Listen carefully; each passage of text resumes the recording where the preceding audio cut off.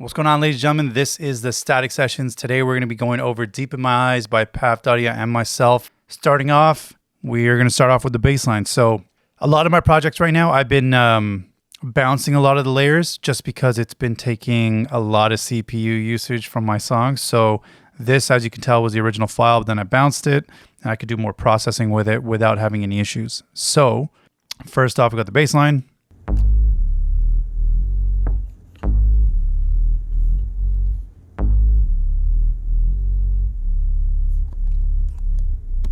That's the bass line. I'll show you in context with the kicks in a second. But after that, we have the kicks, and I use two kicks right here. So first one is more of a like a top end kick, and the second one is a lower thump. So together it sounds like this. And then after that, before I got into the snares, I started doing all the perks. So as you can tell, I pretty much laid them all out. So first perk is this guy right here. Simple. Second one, little hi-hat rim shot type thing. Conga, a bongo, or whatever it is. Tabla. And then another one on this side, like I guess it's a tabla with some sort of like jimta type thing on top. And then all together it sounds like this. And when you hear it with the kick,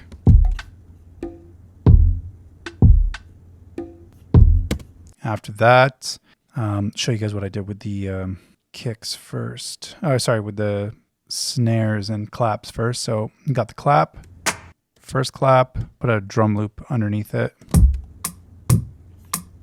So it's got a little bit of tabla stuff in it too. And then open hat. And then that and the kicks and stuff together, they all sound like this.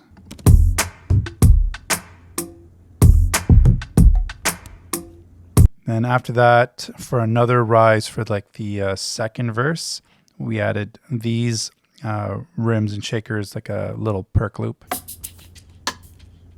Really nice groove. I love that.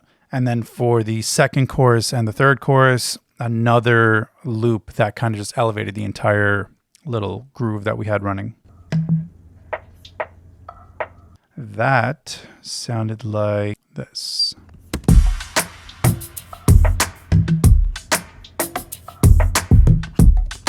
And then with the bass line,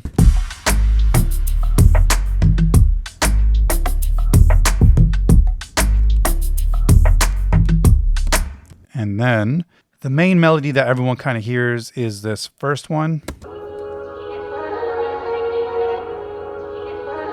The actual whole sample though is this.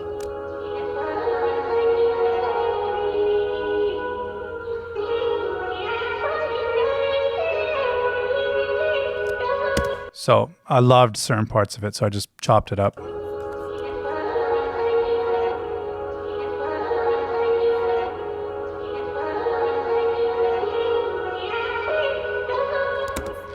Then had some chords. So the first one was an analog lab chord.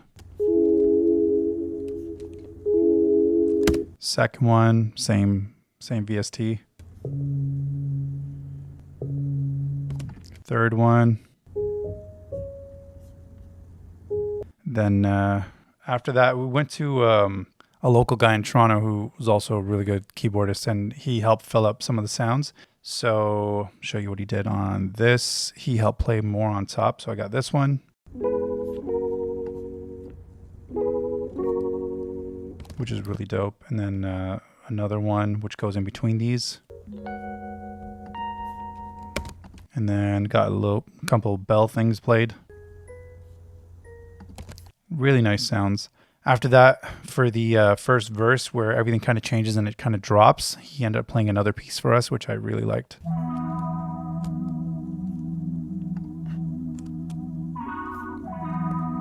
And then this. Lastly was this little piece that was played.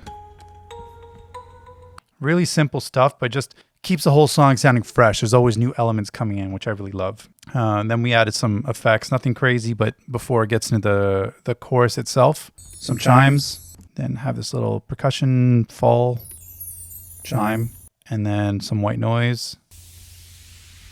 Then all together minus the vocals.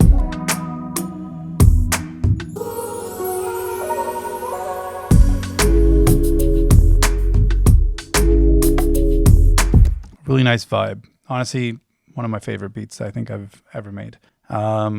Then for the vocals, again, this was bounced. As you can tell, it says group bounce. While I was working on it, currently, Ableton just opened up something where you can bounce in place. So I just ended up bouncing the vocal just so I stick with what I have. And then if I need to change anything, I can do it. But I never did. So I left it the exact same way it was that I mixed it.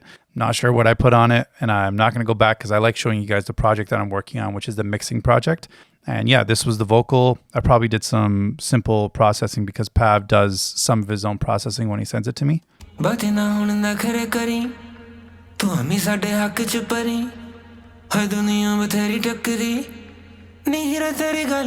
Really dope. I love how that sounds. And then for mastering, I actually did quite a bit of stuff. So got a black box over here, adding some, some overtones and saturation. Have a 2-3 dB of 10K added. Then I got a clipper. Clipper is really simple. It's just about 2 dB of clipping. Then I had in my auto filter, which happens right at the end. So if you guys notice, the song kind of dips away at the end. It's this guy right here. So as I move over, it's fully just high passing the entire song, or low passing, however you look at it. Then I got this multi-band compression, which boosts the top end. It wasn't much. It was like 2 dB or so. So every time the kick hits, which is this range right here, it ducks down. And then when the kick's gone, it goes back up. So it's bright, and then it adds some energy as you do it. A lot of house songs do it, but I think it sounded good on this. Then I got the aggressive clipper. So this is what makes it super loud. A little bit of limiting, and then I didn't end up using the standard clip. And then we got our VU meter to see how loud we actually got it. So this is the overall master and what it sounds like. And here it is.